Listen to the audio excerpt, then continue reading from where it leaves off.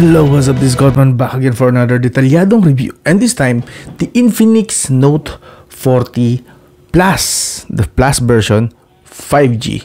So this one, first time na lang gagamitin ng chipset na ito. So ang tanong, okay ba ito? And overall, as in overall na quality ba nito at performance is pasok ba sa kanyang price? Una-una, ang price po niya is initially, yung regular price po talaga niya is 13,999. So basically, this is 14,000 pesos. Pwede nyo po siya makuha ng introductory price. I hope makuha nyo na mula 11,499 pesos sa Shopee, Lazada, and TikTok Shop. Yes, that's the promo price. Mura, no? Pero again, the regular price is 14,000 pesos. Ang tanong, sulit ba siya sa price tag niya? Kasi syempre, kahit pa na masasabi natin na 14,000, medyo may kalakihan din na price. So, unang-una, ito muna ang kanyang specs. Yan. So, this is currently running on Android 14. Take note, that's Android 14 XOS 14 with MediaTek Dimensity 720 5G. That's 6 nanometer po na chipset up to 2.2 GHz. Yes, pero ang kanyang GPU is octa-core po. Yes, okay? And this variant is 12GB, 256GB na storage. Meron pa po mga ibang storage choices. Pwede nyo checkin yung Lazada, Shopee, or TikTok. Check nyo na lang ito. But this one, this is the 12GB, 256GB UFS 2.2. Yung 12GB na yon is totoo pong physical na RAM ha. Ngayon, kung mahilig kayong gumamit ng extended RAM, kaya po ditong suportahan hanggang another 12GB. So, overall hanggang 24GB, yun ay kung gumagamit kayo nun. So, yan. Anyway, kung gusto nyo pang basahin is i-pause nyo na lang po ang video. Alright? Continue na tayo sa totoong review. Let's go! So, unang-una, the design and build, okay? So, as you can see, gagamit po natin ngayon is yung kanyang case, which pagka ginamit nyo po yung case, meron pong support for wireless charging. Yung nakikita nyo nga, yes, supported po niya ng wireless charging. Papakita ko na sa inyo dyan sa screen. Nagagamit po natin, of course. And kapag wala po yung kanyang case, ito po ang itsura niya. Yes, napakaganda pa rin. So basically parang pareho lang, nadagdag lang dito is yung kanyang parang coil na connection para sa wireless charging. But focus tayo sa mismong design niya. I have to say, walang pagbabago si Infinix pagdating sa pagandahan talaga ng design. Always, as always, mukha talagang premium yung mga smartphones nila. Hindi pumapalya. Totoo naman di ba? Tingnan nyo naman, oh, look at that. Look at that camera module, oh. Ganda. Tapos may nakasulat dito, 108 megapixel OIS. Super zoom. Dito nakikita natin tatlong camera po yan. Isa lang po dyan ng 108 megapixel. Papakita ko po sa inyo mamaya ang kanyang output. Kung maganda ba mga pictures and videos, abangan nyo po yan. Tapos meron po tayong parang ilaw niya. Parang halo LED dito. So goods to sa mga low light na kuha. Papakita ko rin sa inyo mamaya. And ito pong kanyang texture is parang leather. Possibly synthetic leather ito. Pero ang sarap po sa kamay actually. Hindi po siya fingerprint smudge magnet, which is good. And of course, nandito po yung tatak ng Infinix. And this is the 5G version. Okay, papakita ko sa inyo mamaya. Ang ganda po ng reception ng isang ito. Yung kanyang curve, gusto ko lang i-appreciate nyo kung gaano ka-sexy ang curve na yan. That's, ulala. Look at that. Ito yung dugtungan dito. Yes. And of course, dito sa baba is nandito yung ating SIM tray. In case hindi ko pa naipapakita sa inyo, the SIM tray supports dual SIM card lang. Okay? Hindi po siya hybrid. So, ibig sabihin, non-expandable po yung kanyang storage. Tapos, nandito po, meron din tayong microphone, yung main microphone niya. Yung USB Type-C 2.0 na supported ng OTG and main speaker. Sa kaliwa, wala po nakalagay dito. Kaya ang linis tingnan lalo. And then sa taas is nandito po yung kanyang noise cancellation microphone, the infrared port, and the second speaker. Yes, dual speaker po ito at paparinig ko rin sa inyo mamaya ng konti. Sound by JBL. Yes, tune by JBL ito. So expect na hindi rin pipitsugin ang sound nito. And yeah, mamaya may sample naman. Don't worry. In case hindi nyo po nakita yung unboxing, may kasama po siyang libreng tempered glass na curve na din. Solid, no? Hassle lang kasi tayo magkakabit. Pero it's okay. Siguro dalhin nyo na lang sa mall kung di kayo marunong magkabit. Dalhin nyo na lang sa mall. Sila na lang magkakabit ton. Magagaling naman yung mga nasa mall usually. Yes, yung mga promodizer sa mall. Okay sila. Good. So, overall, as far as design is concerned, para sa akin, Yeah. Actually, mas favorite ko na nakalagay itong case. Not only that, napoprotektahan niya ito kasi nga supported na direct yung wireless charging. Plus, mas masarap yung grip para sa akin. Mas masarap yung pakiramdam lang yung ganito. Yung nakakabit yung kanyang case. For security and added ergonomics lang naman. Yun lang naman sa akin. So, in terms of design, 1 out of 10, bibigyan ko ito ng 9 out of 10 na score. Ganun po. Kasi gandang-ganda naman talaga ako ito. Although hindi ako fan ng curved display, I still think na maganda ang mga curves kasi nagmumukha silang almost bezel-less. Ganun po ang nagagawa ng curve. Pero syempre may mga tao na sanay dyan at may mga tao na kagaya ko na hindi ko trip yan. Alright? Pero hindi ko aalisin yung katotohanan na ang ganda naman talaga tingnan pag curve. Diba? And now, lipat na tayo sa battery. This smartphone has 4,600 mAh na battery. Pero, meron po siyang 100 watts charger. So, tinest ko po ito. Gusto kong malaman kung gaano kabilis siya mag-charge. Siyempre, first time ko yata, kung di ko nagkakamali, na magkaroon ng 100 watts charger sa isang smartphone. So, base sa test ko, nag-start ako ng 105 ng 20%. Na makikita nyo dyan sa screen. And then, after 115, so 10 minutes after, umakyat na agad siya sa 67%, 120, pagpatak ng 127, 87%, 131, 97%, and 132 PM, 100%. So, all in all, 27 minutes lang po inabot from 20 to 100% using the 100 watts charger. 27 minutes lang. Ganun po kabilis at maaasahan yung 100 watts charger. So, that's isang episode lang ng anime, tapos na, full charge na. Yun ay kung mag-i-start kayo ng 20%. Kung mag-i-start kayo ng 30%, 40% pa lang, nag-charge na kayo, ay di mas mabilis yung tapos. Hindi na agad. Siguro manonood lang kayo ng ilang video lang ng TikTok, tapos na yung charging. Alright? So, isingit lang natin itong PC Mark saglit, no? Kasi nakalimutan ko ilagay sa detalyadong review. Para sa mga gumagamit na smartphone nila na laging 100% brightness, 100% volume, at mayroong mobile data, nakuha natin is 7 hours and 43 minutes na endurance. That's above average. Very good. Sa mga half brightness naman, half volume with mobile data, 10 hours and 34 minutes. Ito average lang. So, sa full brightness, above average. Sa half brightness, average. Yan po ang endurance ng kanyang battery. Okay? And para sa mga gamers dyan, supported din niya ang bypass charging. Yan! And of course, bibigyan natin ng rating 1 to 10 ang kanyang battery technology. Bibigyan ko siya ng 8.5 out of 10. Kasi nga meron siyang bypass charging, 100 watts charger. Whew! Ang bilis nun. Ang bilis nun. Totoong fast charger siya. Okay? Now, speaking of gaming, lipat na tayo sa performance. Sa mga mahilig sa Antutu score dyan, nag-score po siya ng 457,282. Alright, that's the Antutu score. Pero in fairness, medyo mataas yung GPU niya, 81,000. So kung ikukumpara nyo po ito sa Helio G99, which is nasa 60,000 lang yung kanyang GPU, this one has 81,000. Why? Mas mataas.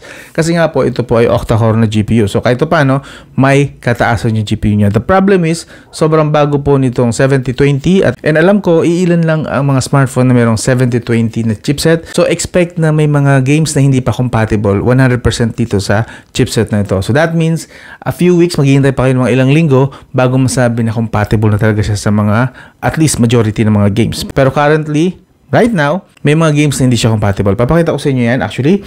And of course, mag-start tayo sa Mobile Legends. Sa Mobile Legends, currently na supported niya is Super FPS and Ultra Graphics. In fairness, nung nilalaro ko na siya, smooth, hindi naman po nawagsak yung kanyang quality. Nag-average po siya ng 37 degrees Celsius. So, ang ganda po ng kanyang thermal dito. This is legit. And I was expecting na dahil bago siya, medyo mabilis siyang uminit. No. Ang ganda po ng thermal niya. And to show you na rin, sa Mobile Legends, nag-average din siya ng 58 FPS. Yeah, naka-super pa lang po siya. So, hopefully, ma-unlock yung Ultra after a few weeks from now. Pero stable po siya, halos hindi siya lumalayo sa 60 FPS. And then kung gusto niyo makita yung graph, kita niyo naman kung gaano ka stable yan. That's stability at its finest. Stable na stable po siya sa Mobile Legends. Kung Mobile Legends lang ang trip nyo. Yan, lipat tayo sa ibang games. Sa Genshin Impact, siyempre tinry natin. By default, nakaset siya sa lowest. As you can see sa screen. Pero, naisip ko, Dimensity 7020 ito. Why not switch siya sa high FPS? So, sinet ko siya sa high settings. Tapos, nilagay ko rin siya sa 60 FPS. Kaso, pansin ko medyo may konting garalgal siya. Ayan. So, binabaan ko siya ng konti. Medium graphics na, pero 60 FPS pa rin. In fairness, sa temperature, naglalaro tayo sa 40 degrees Celsius only. Okay? So, hindi po siya nagiinit sa Genshin Impact. Tapos, sa mismong performance niya, naglalaro po siya around 37 FPS. So kaya po niya ang medium settings. Take note, kaya po ni Dimensity 7020 ang medium settings 60 FPS or sabihin natin 30 FPS na lang para safe. Kasi nag-average lang naman tayo sa 37 FPS, so not much na difference sa 30 FPS.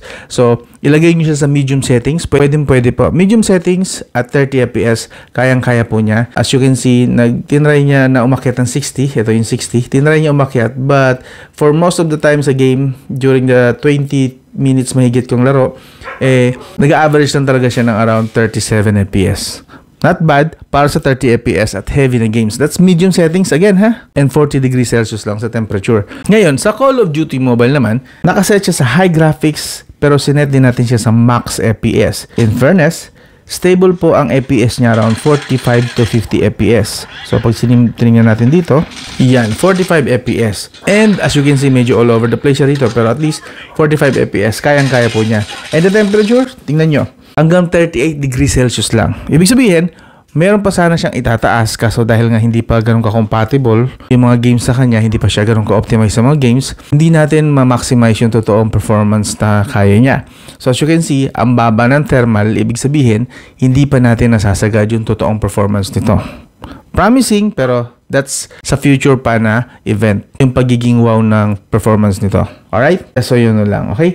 Now, speaking of Call of Duty Mobile, tinry din natin siya sa Call of Duty Warzone. Sadly, ito yung part na sinasabi ko na dahil bago siya at kukunti pa lang ang optimized na games para sa kanya, the Call of Duty Mobile Warzone is hindi pa compatible sa GPU driver niya. So, maybe sa mga susunod na updates, maging compatible na si Call of Duty Mobile Warzone kay Infinix Note 40 Pro Plus 5G. Okay? Lipat naman tayo sa PUBG Mobile. So, ang pinaka-max na settings niya is HD graphics and high FPS. In fairness din, stable siya around 30 FPS. Pag sinilip natin dito, ito 31 minutes na laro. Stable siya around 27. Hindi siya lumalayo sa 30 FPS, to be fair. And as you can see dito, unang game, tapos nag-drop siya rito kasi lumipat tayo sa loading game. Naglaro ulit tayo. As you can see, sobrang stable po niya, around 30 FPS. Hindi po siya umaalis halos doon. Okay? Now, sa temperature, dahil nga again, sobrang gaan pa sa kanya, hindi natin ma-maximize ang totoong performance nito. Ang pinakamataas lang na temperature na nakuha natin sa 30 minutes mahigit na laro is 38 degrees Celsius lang. So good job kay Infinix dito kasi mukhang promising itong chipset na ito. At least for mid-range level siguro na gaming. But right now, hindi pa talaga ganun ka-optimize itong chipset na ito. Promising pa lang siya para sa akin. Now, lipat na tayo finally sa Farlight. So, ang pangit ng huling update ni Farlight, no? Napansin nyo, ang dami na naman binago. But at least, nakapaglaro pa rin naman tayo rito. So, Farlight, nakaset siya sa medium graphics at extreme FPS. Tapos, nakaset siya sa medium resolution. Kaso, unang laro ko pa lang, napansin ko, nag-frame drop siya. So, binaba ko siya, nilipat ko siya sa balance, which is yun naman talaga ang default niya, balance mode. Pero, siyempre, extreme FPS pa rin. Napansin ko lang dito, talagang nakalock pa siya sa 60 FPS hanggang ngayon. Okay, so don't expect na makakakuha kayo ng lalagpas siya ng 60 FPS. This is not actually a performance issue. Kasi nakalock siya sa 60 FPS, hanggang 60 lang talaga siya. That means yung compatibility pa rin talaga ang issue rito. Kasi nakalock. Hindi siya nag-fluctuate. No, walang ganon. Nakalock talaga lang ang FPS niya sa 60 sa ngayon. Okay, so future updates pa ang abangan natin para talaga maging optimized ito for gaming at least. To be fair, nag-stable siya around 53 FPS. Okay? So, 53 to 60. And then, mapapansin nyo, halos stable naman. Ito mga to is mga loading ito kasi nakailang games tayo. Loading yan, yung mga bagsak na yan. Pero, pag sa mismong laro, slight lang yung mga drops niya. Most of the time, stable siya. So, that's not bad. Tapos, ang temperature niya hanggang 39 degrees Celsius lang. Hindi ko pa siya napapaabot. Hindi ko siya mapaabot ng maayos sa 40 degrees Celsius. Okay? Pero, to be fair, ha? Genshin Impact lang siya nag 40 degrees Celsius.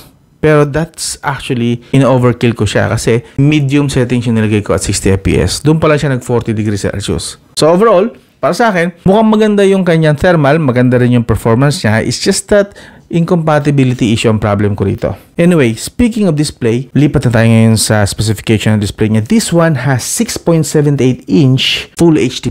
Yes, 1080p po ito. Curve AMOLED. Oh yes, ang sarap banggitin, AMOLED.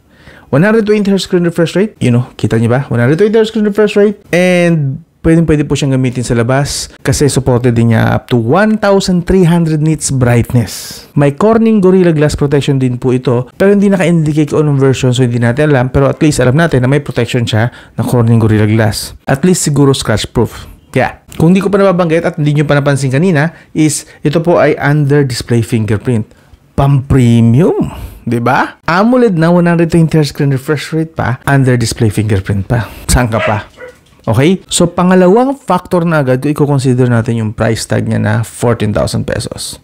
Pangalawang factor na agad. Continue tayo sa display, ha? As for the touch sampling rate, supported naman po ito hanggang 250Hz touch sampling rate. At least sa test ko na nagawa. And then sa mga mahilig maglaro dyan na maraming daliri ang ginagamit sa screen, supported din po nito ang 10 multi-touch. As you can see, yan. So matutuwa dyan yung mga maraming daliri sa screen pag naglalaro ng games. Solid. As for the display settings, just in case na-curious kayo, papakita ko na rin din sa inyo. Display settings. Of course, meron tayong adaptive brightness. Kasi recently, may mga smartphone na walang adaptive brightness. So, I believe kailangan kong banggitin this time. Dino-double check natin kung may adaptive brightness. So, meron. Eye Care High Brightness Mode. Ito, kung nasa tanghaling tapat kayo, is mag-i-increase ang brightness po niyan. I-turn on nyo lang po kapag sa tingin nyo, tanghaling tapat is mahina. Is mahina yung brightness. So, meron ganitong option. Medyo expect nyo lang na mas malakas sa battery po pag naka-on to. Siyempre, high brightness means malakas sa battery, okay? Pero nasa inyo yan. Option po yan. Pero sa na-test ko, hindi ko na kailangang i-on yan para ma-view ko yung maliwanag and malinaw naman po ang screen nito kahit tanghaling tapat. Yeah, optional lang po ito. Just in case lang na hindi sapat sa inyo yung brightness na natural niya. Sa color style, meron po tayong bright colored, original, default, blah blah blah. So usually ginagamit ko is bright colored kasi saturation, makulay, vividness, panalo para sa akin. And of course, sa screen refresh rate, nakaset tayo all this time sa 120Hz. Okay? Kung makikita nyo man na nag-60 yan, it's not my fault. As you can see, nakaset naman sa 120Hz. So ibig sabihin, nag-automatic siyang bumaba kapag hindi supported ng scene na ginagawa natin, yung 100, yun. Kapag hindi pala natin ginagalaw, bumababa rin talaga sa 60. So, which makes it good kasi at least nakakatipid ng battery. Hindi all the time 120Hz screen refresh rate. Pag ginalaw mo na lang, umaakyat siya ng kusa sa 120Hz. That's good na rin naman. Parang naka-auto switch rate ka na rin pala, no? Pero, like I said, during this review, laging nakasagad sa 120Hz screen refresh rate tayo. Okay? Kung gusto nyo naman ng sample para sa display, tingnan nyo na lang po kung gaano kaganda, kabuhay na buhay ang display na ito. Tingnan nyo yung kulay na yan ng forest, ng seas, ng snow, ng mga dahon ng puno. Buhay na buhay po. So kapag nanood po kayo dito ng mga pelikula, I'm sure, maganda ang immersion experience nyo rito. Solid. Ito po, ang Infinix Note 40 Pro lang. parang okay, kidding aside, ang ganda naman talaga ng kanyang display. Look at that. Yeah, buhay na buhay po talaga, di ba? So yun. So kung bibigyan ko ng verdict yung display, 1 to 10, bibigyan ko po siya ng 8.5 out of 10. Solid, napakaganda. Okay? Ba't hindi mataas? Ba't hindi perfect? Kasi curve siya. Hindi naman ako mahilig sa curve, di ba? Pero that's high na. 8.5. Malapit na yun sa perfection. Solid na solid po pagdating sa display. Okay? Sa tingin nyo, sulit na ba ang 14,000 pesos? Hindi pa rin? Okay. Tuloy tayo. Lipat ngayon tayo sa audio. So, hindi ko pa nababanggit, this has dual speaker. Yes, at totoo pong tumutunog kaliwa at kanan. So kapag naglalaro ako rito, talagang alam ko kung nasaan nanggagaling yung kalaban. Kung nasa kaliwa ba o nasa kanan. Kasi talagang solid. Ito po ang sample.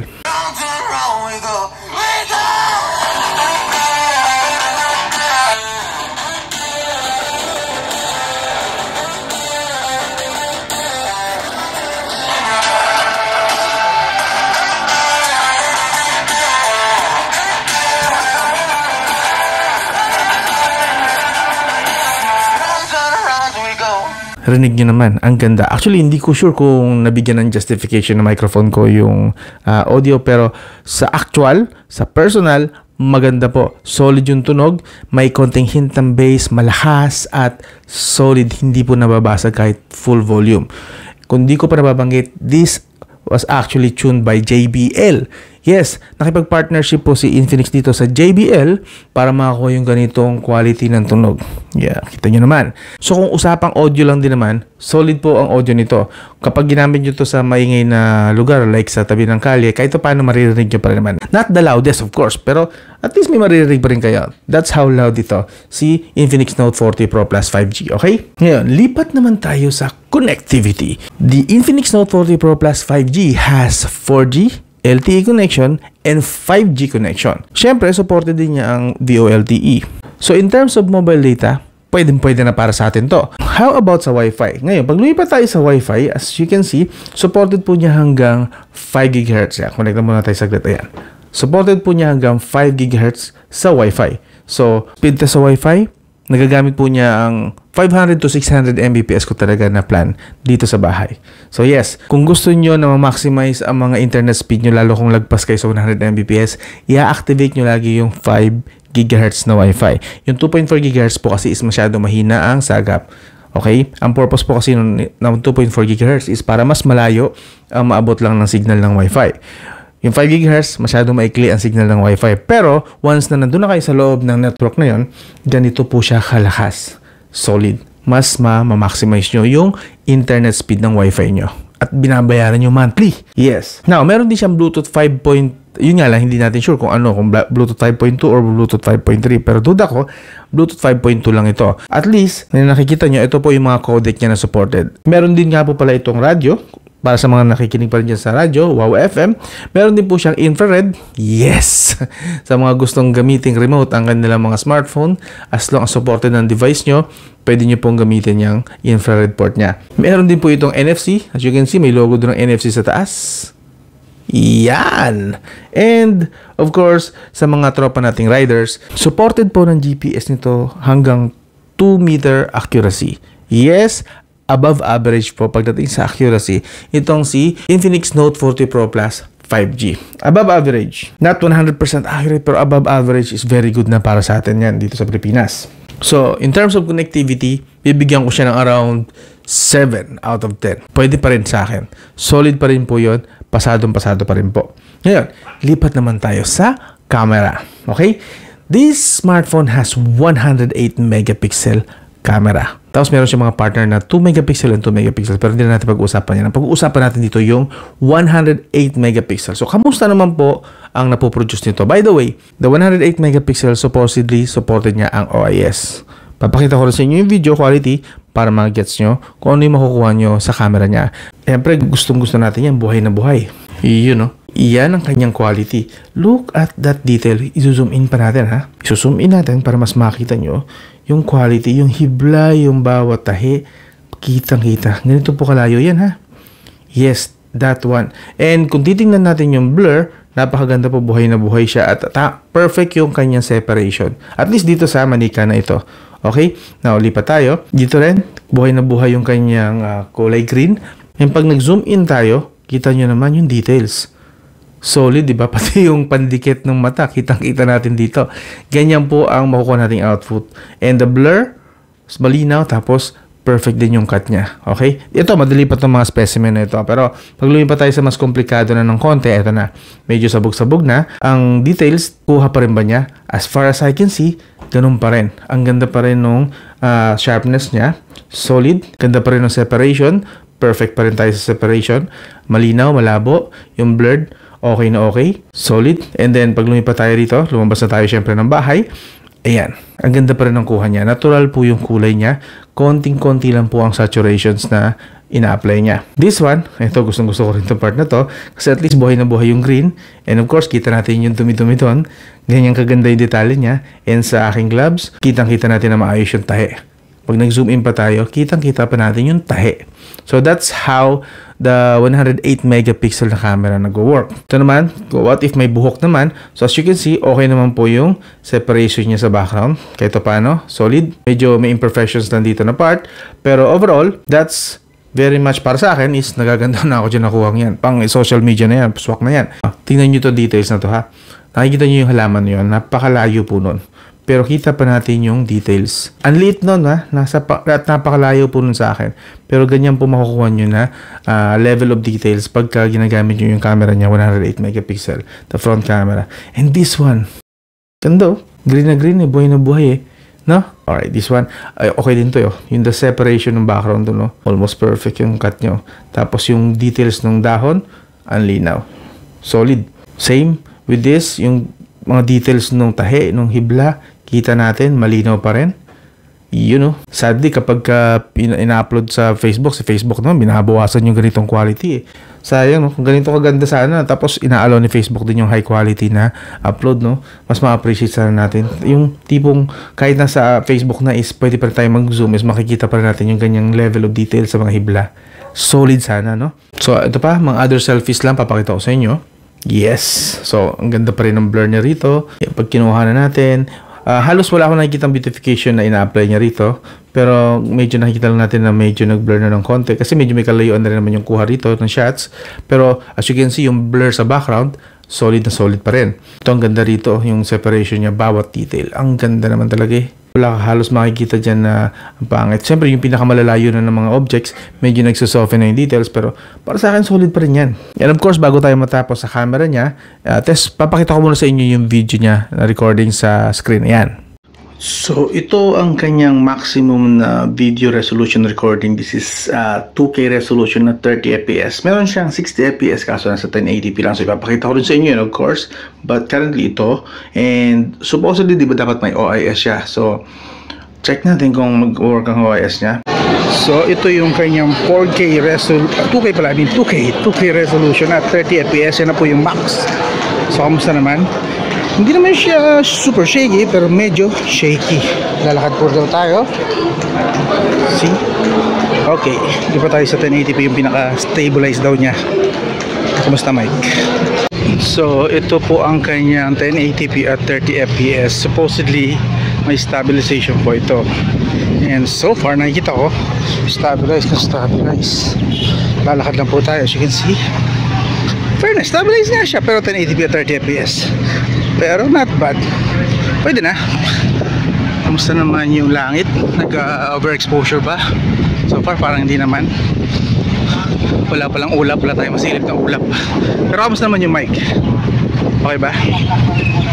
Tingin ko solid na to. Pwede na. Solid na to. Also napansin ko meron pala siyang dual video mode. Salamat po. Ang pwedeng ilipat-lipat. Sa lahat po ng mga customer riders, pakidala na lang po ng inyong mga pakipadlock na rin po na inyong motorcycle. Anyway, para sa kanagdagang good job. Kaso 1080p at 30 fps din pag dual video. Tapos yung mic kahit may dito.